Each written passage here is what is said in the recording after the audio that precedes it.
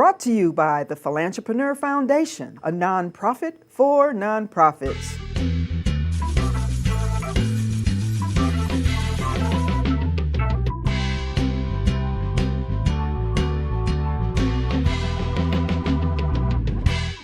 And welcome to the Wealthy Teacher Show. I'm your host, Dr. Victoria Boyd, and it's always a pleasure to bring, share, and help others grow in their endeavors.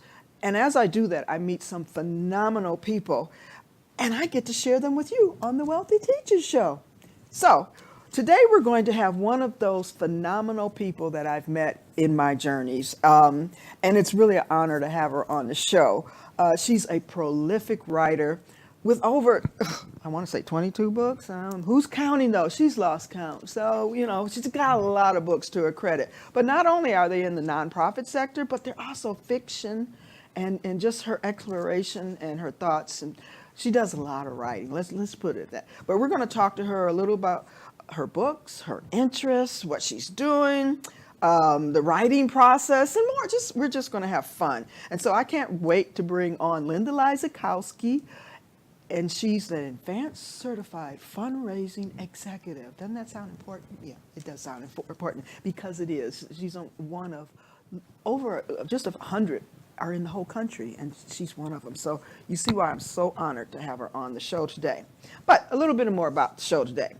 The Wealthy Teacher Show is produced by the Philanthropreneur Foundation, and it's a nonprofit for nonprofits, and we sort of segue into the entrepreneurial sector because we also help them understand what it means and the value of being and doing community engagement. And so as we are helping both of them build capacity as a nonprofit, we also need community support. So what we did, we created a special program called the Expert Project. No, Be an Expert. It changes every week actually, but it's Be an Expert promo segment. And what you do, because video is hot, you need to have your face, your presence, what you do on video. And so we allow you that opportunity. We have the whole set up here. We have an excellent company, Rigel Studios, with Rigel. Thank you, Rick. I know, that's my fault. But yes, we love Rick. We will get this right, yes. But hey, we're having fun here. But Rigel Studios is an excellent production company. Their cameras and the high-tech equipment that they have will make you look like an expert. No, I will make you look like an expert because you are an expert. But what you do is you actually come on, I interview you, and for a small donation to the foundation, you get an MP4 copy of your segment, and then you can promote it anywhere you are.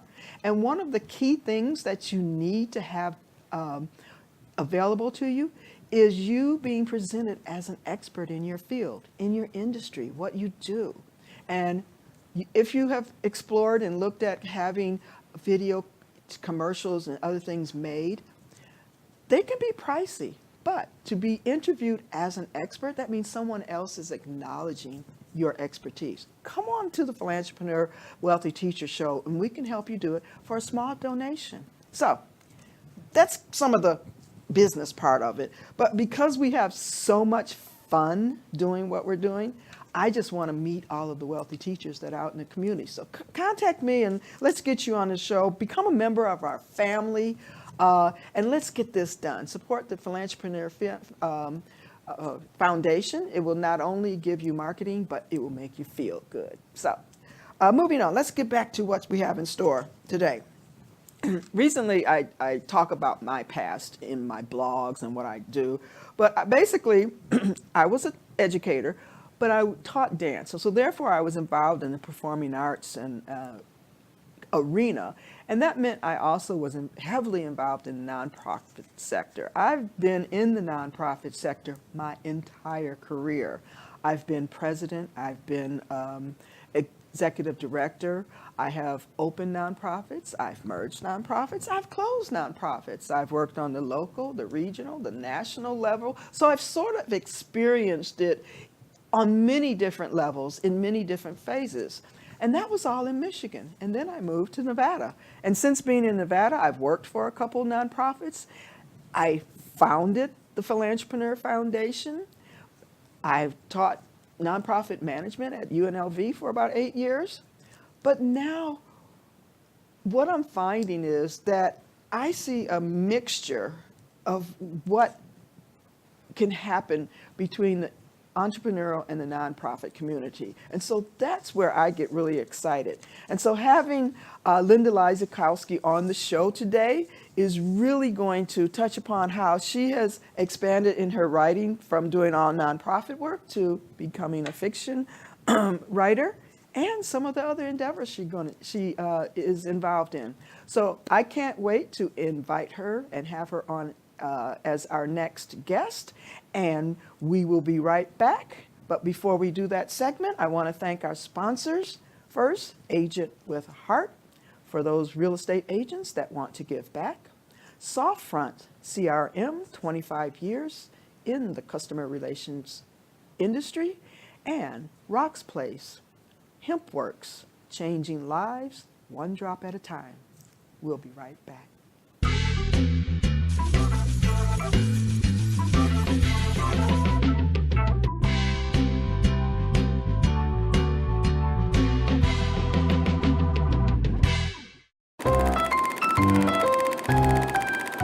Five top benefits of HempWorks CBD.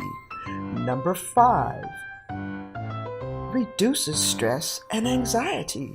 Number 4, supports heart health.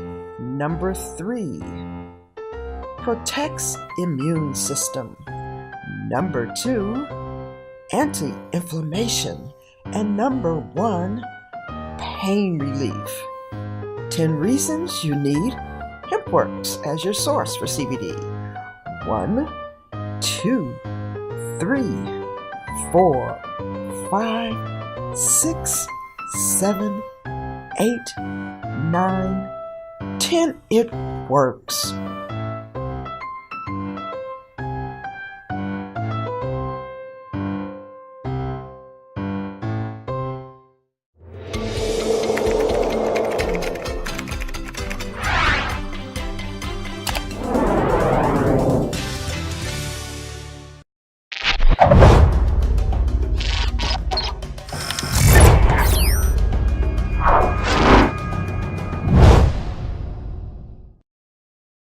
And welcome back to the Wealthy Teacher Show. You know, earlier I mentioned that all of the experience I had in the nonprofit sector, and here we are at Voices from the Field, and I have the lady that I was talking about that just blows me out of the lake. I mean, with my experience, she just surpasses that like everything. So I am so happy to welcome to the show Linda Lysakowski. She is an advanced certified fundraising executive, one of only a few, over 100 in the entire nation. Welcome to the show, Linda. Oh, Yay! thank you, Victoria. A little bit more information. Linda and I wrote a book called Board Bound Leadership. We co-wrote it because we had just been working with so many boards and we kept seeing the same problem over and over and over again. But before we get into that, you know, we're going to get our time in on board bound leadership. Have no fear. But I know you're not from Las Vegas. Nobody's from Las Vegas. That's true. Okay, but you're from Pennsylvania. I am. But you've actually been all over the world. So just give us a little bit of background of what you did before you came here and how we came and our journey sort of crossed. Give us your background. Okay, well, I only have lived in 2 states, Pennsylvania and Nevada. I've visited 49 states. I missed Hawaii, darn it, and one of these days maybe I'll still get there. But and I've been to about 6 different countries, mostly through my work with nonprofit organizations, being asked to come and speak. For example, the Center on Philanthropy in Bermuda was one of my favorite places to go, and I actually spoke in Cairo, Egypt, to the American University there, so that was a really fun, Great. wonderful trip, as well as being educational for me and hopefully for the people that I taught there. But I've traveled pretty much, but I settled in Nevada because I love the West. I hate humidity, and I wanted to get rid of that humid Pennsylvania weather. So my husband came home from work one day and said, "I'm going to retire early and move to Las Vegas. Are you coming along?" And I said, "Well, yeah, I guess I am." So my first thought was, well, I'm not ready to retire, so I decided to come out here and do a little bit of market research on what was available out here in the nonprofit sector. And so I came out here and moved my consulting business here. And the nice thing about consulting is as long as you're close to an airport, you can do it anywhere. Anywhere, right. And think times have really changed that so much is on the internet now that it really helps push what we're doing out there in the world. You know, I mentioned earlier in the intro that, you know, I had been in the sector back in Michigan also. Basically, it's been a part of my career throughout. Even though I was a teacher, I was still heavily involved in the nonprofit organizations. But you took your whole work to a whole nother level. You know, you're a prolific writer. You have what? 14 nonprofit books? You know, I knew you were going to ask me that question, and honestly, I think I've lost track. Between authoring myself, co-authoring, and co-editing, I think there's probably more than 20 Wow. books for nonprofits. And of course, recently I started branching out more into the fiction world. Yeah, and let's start fun talking and about the exciting. fiction because you know, first you came out with The Matriarch. Let's hold it Right, up. this which is tell us my about first fiction book, The Matriarch. what is that about? Well, it's really kind of hard to put it into words. I can probably read you from the background, but the cover of this book is actually a tree called the Patriarch, but being a bit of a feminist, I changed the name and called it Matriarch for this book. But it's about a woman who goes to see the bristlecone pine trees in Bishop, California, and has a rather spiritual experience. And when I went there, it was a spiritual experience for me, so I decided to write about that. But this Yep, be careful. this fiction book kind of takes her into We got pictures of it, yeah. Oh, it kind of takes it into the realm of the Indian Native American casino industry. It takes her into the high-tech world, and it takes her to the Vatican in Rome. Wow. So it's kind of an unusual book, but I thought it was a fun book to write. I really enjoyed it. And you know, that's the bottom line. As long as we're having fun in what we're doing. I mean, because I didn't know that I like writing so much until, you know, I moved out here. And when you have more time and you can pick and choose what you want to do, I discovered I like writing. Oh, who knew? You know? Well, this is what kind of happened to me in the nonprofit sector. I had been consulting for probably about 25 years. And I thought, you know, you can reach a lot more people as a consultant than you can when you're working for one nonprofit organization. But then it dawned on me that I could reach a lot more people by writing. And to this day, it just thrills me to no end to have somebody contact me through email or call me and say, I read your book, and it really made a difference in my life. And I thought, wow, this is really incredible that to me, it's a heritage that I'm leaving your legacy. the future. It's my legacy. Your legacy. Right. So I really got into that. And then when I decided to write my first fiction book, I thought, well, I can probably reach an even wider audience because, as we know, 10% of the people in this country work for nonprofits, but that means 90% of them don't. So I decided to move into a different realm then. So your second book, because you mentioned this is the first fiction, your second fiction book, The Face of Jesus. Yeah, and this is, you might think, well, Jesus isn't a fiction. Most people believe he's real. But the book itself is classified as fiction because it's my interpretation of the experiences that different people had when they actually physically encountered Jesus. And then I came up with a study guide to go with it because I thought... Because you're a born teacher. I'm a born teacher. The wealthy teacher just cracks me up. I don't know if we'll ever get wealthy doing it, but I love doing it anyway. No, your wealth comes from all the knowledge that you share. Right. That's what our wealthy teachers are. They're the ones that have information, insight, just full of things that other people benefit from. Right. That's your wealth. And you are definitely a definition of a wealthy teacher because... with all of the books and even writing a fiction book and then writing a study guide. who knew, that Yeah. you would have a study The guide? study guide came to me when a couple people from different churches said, well, we do book clubs and we do study groups. So I came up with a study guide for an 8-week course that people could, not a course, but people can use the book to kind of assist them getting Wow. through the, So you're giving them the book. tools, right. all of the tools. I mean, what greater way to do it? We met, well, it was years ago. I can't remember I how think and where. I think to it was tell at you an the truth. AFP meeting just might have years been. ago.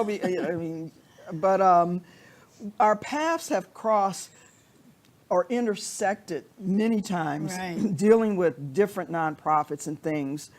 But then we were doing something, I can't even remember how we came about doing Board Bound, but we were doing sessions, teaching groups, or Right. Well, and I think we both felt that talking to people who are either just starting nonprofits or they have a nonprofit and they think it's not going well, I think we both shared the experience that in many cases, it's because they don't have the right board members or they haven't trained their board members and their board members don't know what to expect. So the Board Bound Leadership book we felt was important because it focused more on what board members need to know. There's so many books out there, like I wrote Board Giving, which is for the nonprofits on how to get their board members to give. support them financially.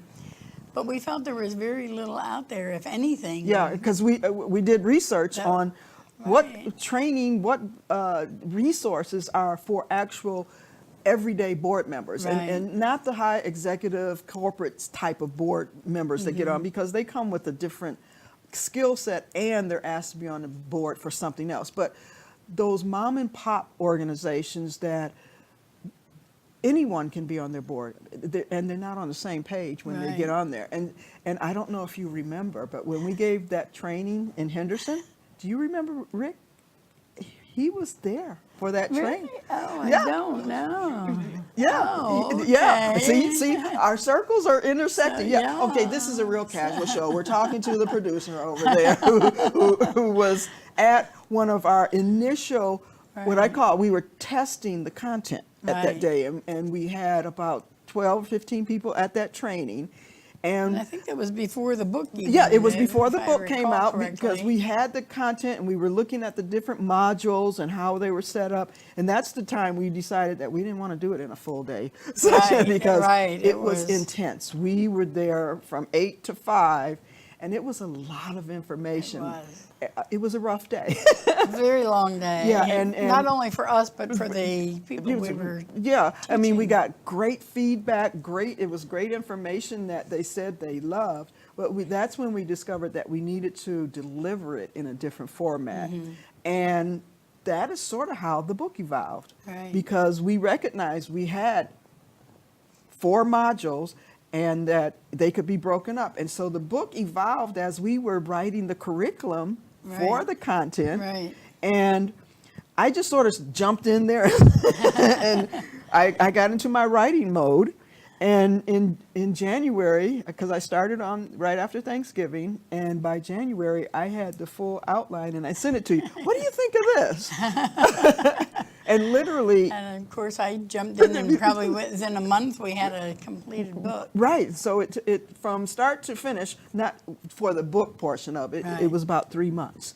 But we have been working on the content for about a year. Right. Yeah, so it wasn't as if the book just came Yeah, it together. doesn't usually come that easy. Right, but because we had so much information that we had actually worked through some of the Right. details, we had already gotten feedback on what other people needed or where we needed to enhance some things.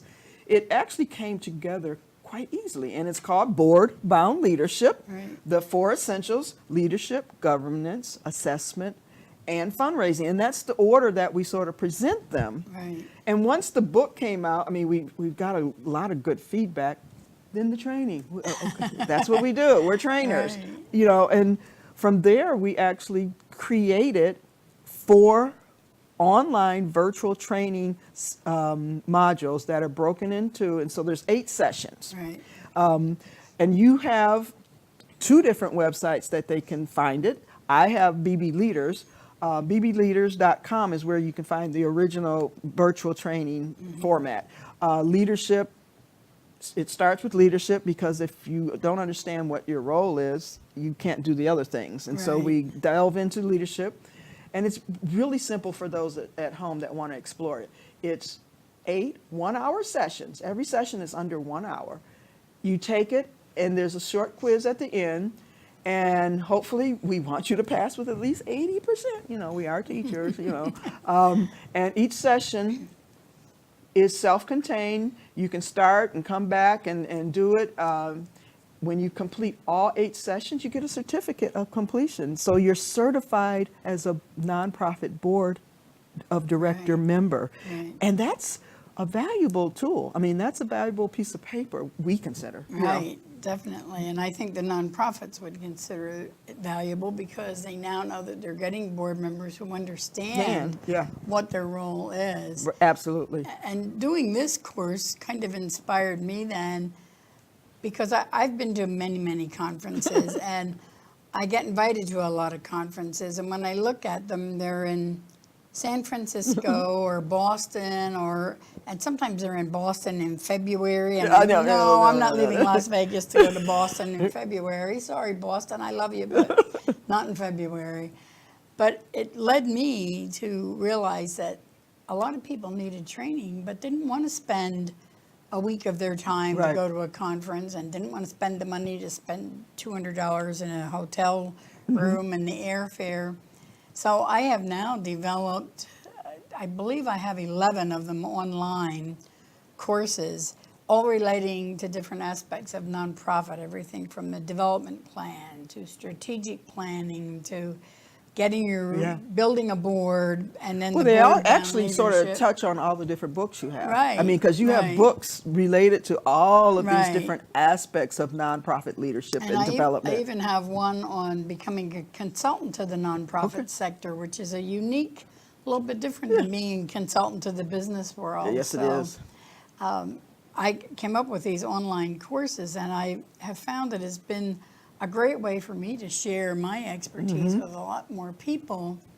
But also, it's great for them to learn, as you said. They can do this on their lunch hour. They can do middle it of the night. in the middle of the night if they so choose. I'm not a middle of the night person. I might be a 6 a.m. person. They might want to do it before they go to work. If they commute and take the train, and they can get internet service on the train. Sometimes you can, sometimes you can't. They can do this at their leisure. And I really think it's the wave of learning in the future. Well, yes, the whole virtual training format has exploded. Some of us old school people, that's how we came up with having each session under 60 minutes. Right. Because I know my attention span. Right. I hate to say it, I'm gone. I'm the gold shiny ball, chasing thing. But generally in a learning format, and plus because I was a former teacher, sitting in terms of what is one-dimensional learning, which is virtual, you really can't go over 60 minutes if you really want them to learn what the content is. And so that's why we really designed each of these modules to be under 60. They're all between, I think, 54 and 57 minutes from start to finish. There's handouts that come with each training session. There's a toolkit in there. And then we even have some free courses in there. Yeah, there's some board bites. Board bites, and I have some other free webinars that I've listed on there. So people can really take advantage of this learning without spending a lot of money, without traveling. They can do it without a lot of distractions. Just close their door for an hour and learn an awful lot. And some of the people that really need to pay attention to what we're talking about are those nonprofits themselves. Okay, boards are turning over, and so a lot of times they don't keep up with the trends and things. But the executive directors, or those that are the staff that are sort of the stationary people, if they knew to recommend that for an orientation, as new board members come onto the board, many are rotating off every 2 years, that it should be a requirement that they take this, what I call basic board understanding course, to learn the 4 elements that they need to know. The leadership, Right. which has some unique elements. Just having the name board of directors means, yes, you are a director. You do have Right. a leadership role, Responsibility. responsibility. And I think meeting you, Victoria, for me was kind of like a dream came true because for years back when I still lived in Pennsylvania, and I've been out here for 15 years now, but back when I was in Pennsylvania, I said, there should be some kind of a course that nonprofit organizations can require their Yeah. board members to take. Say, okay, if you want to sit on my board, it's not just, we're glad to have you. We need to fill a warm seat. You're right. want We need a warm body and that's breathing. You want to make your organization seem like, wow, it's really an honor to serve on that Right. board. So I had this thing in the back of my mind for years and years, and actually had started to do some work on it, but then it got shifted to the wayside. But I'm truthfully happy now that I've kind of limited my consulting time, as I think you have too. I do a little bit of consulting, but not very much, because I really want to focus on the teaching. And it's funny, somebody asked me once, do you know what you want to be when you grow up? And I'm 75, so I should know. But truthfully, when I was growing up, when I was younger, I didn't know what I wanted to do. And I always said, there's 2 things I don't want to do, be a banker or be a teacher. So that I had in my mind. Well, guess what my first career was? A banker. Guess what my final career seems to be? A teacher. So I guess there's always room to change your mind. And teaching, and it's what you put into it. It's how you visualize. Yes, the stereotypical vision of what a banker is and what a teacher is. I don't think either one of us followed the path. Probably not, I was a no. teacher, but I taught dance, and so I was way on that creative side. I wasn't writing and checking papers and things like that. Right. But I was still helping other people reach their full potential. And that's how I think I was with banking. When I would get invited to serve on nonprofit boards, for example, one of the things I always tell people is, don't just assume because she's a banker, you want to put her on the finance committee. I hated finance committees. I actually worked in the marketing department of the bank. So it was a very different world than sitting and crunching numbers all day. And all of these tips that we're giving today, they're in the book. Right. We talk about, let's talk about the Willie Sutton. Well, my upcoming, to introduce my courses, I'm doing some free webinars, and I have one coming up next Wednesday. I don't know if this show will air before then. But they can find it out. But you'll be able to download it from my website later. But I've been, maybe it's a former banker in me, but I've always said the Willie Sutton theory, we've got to get rid of that. I actually am now working on a webinar of 7 words to get rid of in your nonprofit fundraising dictionary. And one of those words is corporate fundraising, because corporations only make up 5% of the companies in this country. Now, yes, they have about 70 or 80% of the revenue because they're big, but there's so many businesses out there that are not corporations. They're the mom and pop businesses. They're the small businesses in your community, and we're missing the boat on trying to raise money always from the banks, because that's where the money is, as Willie Sutton is reputed to have said, although I've heard it's an urban legend. But so people will understand, Willie Sutton, who was a bank robber, right. They ask him, why do you keep robbing the banks? Because that's where the money is. And so we're trying to shift nonprofits from the Willie Sutton theory. Right. Don't go to where you think the money is, Yes. because there's a lot more resources in other places. And the big corporations are looking for sponsor. I mean, they're looking for marketing anyway. Right, and unless you can provide them that marketing, which actually falls under sponsorship umbrella, Right. You might as well go with those that don't get asked that often. Right, and you'd be surprised how many businesses are that probably most of the nonprofits never heard of, Yep. aren't getting involved in going to build relationships with them, because, and of course we're in Las Vegas, so here instead of the banks, it's often the casinos. Well, that's where the money is. We just roll up there with a plastic cup and tell them to fill it up, A wheelbarrow, Doesn't work not that a way. cup, a wheelbarrow, because it's big time. It's big time. But yeah, I mean, you come up with such unique little, what I call gems and nuggets, and I think we've put a lot of them into the book. I mean, how we sort of evolve with this, we both sort of tackled different modules. Right. I did leadership and government, and then we both sort of did fundraising. And You did assessment right. mostly, but each of the modules has a piece of us. Right. Because we both have some unique little nuggets that we Right. wanted to share with those nonprofits, and it's not necessarily just for the nonprofit, it's for, are you thinking about joining a nonprofit board? Do you have aspirations to be on a board? Have you been asked to be on a board and you're sitting back and going, I does don't, that mean? yeah, what do I have to do? Because I get that. What do I have to do? Right.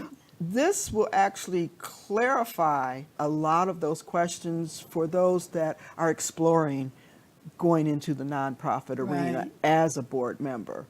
For those that are already on, it will help clarify what your role is, what you Right. need to be doing. And so I just look at it as a great resource of, what it is. And this is it, we're going to show that.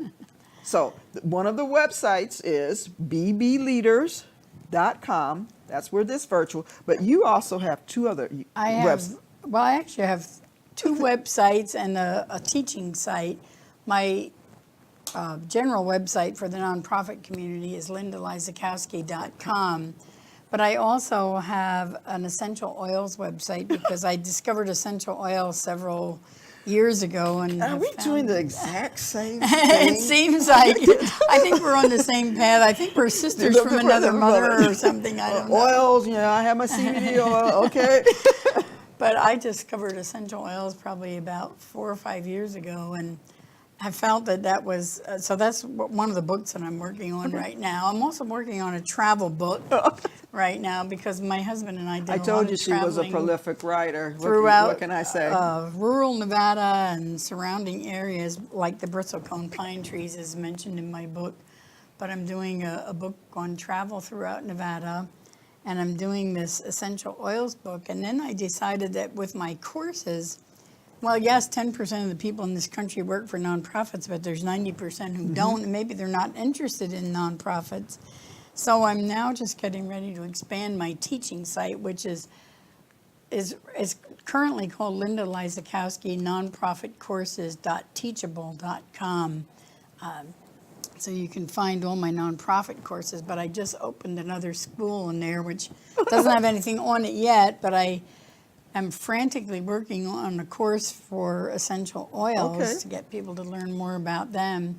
And then I'm going to branch out and I'm going to talk Victoria into doing a course. I think I've already talked her into it. Yeah, I'll be doing a course on CBD oils. Right. It'll be a 4-part course, giving, breaking the stigma, endocannabinoid system, your body, how it works, and just, it will cover the essential basics Right. of what it is. And it sort of follows the courses that I teach every second and fourth Saturday here. So, but we're just trainers by heart. So, Right, and I think there are so many alternative things that people are interested in. Even if you are in the nonprofit world, you have other interests. You Absolutely. might be like gardening. If we can find somebody that wants to teach a course on gardening, my reflexologist is interested in teaching a course on that. So we have lots and lots of people who have great knowledge to share. They're wealthy they have teachers. that wealth of knowledge, Okay. that wealthy teacher. Yeah, so right. we'll have to share some of these courses on the Wealthy Teacher Right. Show, and just because they all are wealthy. Anyone who shares knowledge, I believe, is a wealthy teacher. That's how the whole name of this show evolved, that I wanted to share from the community all of the other wealthy teachers that were out there. Right. You're one. You're one of my favorite people. My co-author. So, once again, let's give your websites. It's LindaLysakowski.com. And then my oils website is LindaLysakowskiEssentialOils.com. And of course, I realize that I'm forcing everybody to learn how to spell Lysakowski, but it's actually an easy name to spell. It sounds the way it looks. And then my teaching course is not www, but it's HTTPS. Yep, The slash. slashes. I think everybody knows how to find it. Then it's Linda Lysakowski nonprofitcourses.teachable.com. Okay. So please look up. She has tons of information. If you want to find Linda Lysakowski, go to any of her, just Google her. Actually, all of her books will show up. But on her website, lindalysakowski.com, you'll see all of her books. Blogs. There's a link Blogs. to the teachable courses. Please explore what she has to offer. She is truly a wealthy teacher. Thank you so much for being on the show. Thank you for having me. It's exciting. Okay. It's always good to share with you, Victoria. We love getting together. Absolutely. We're going to be right back.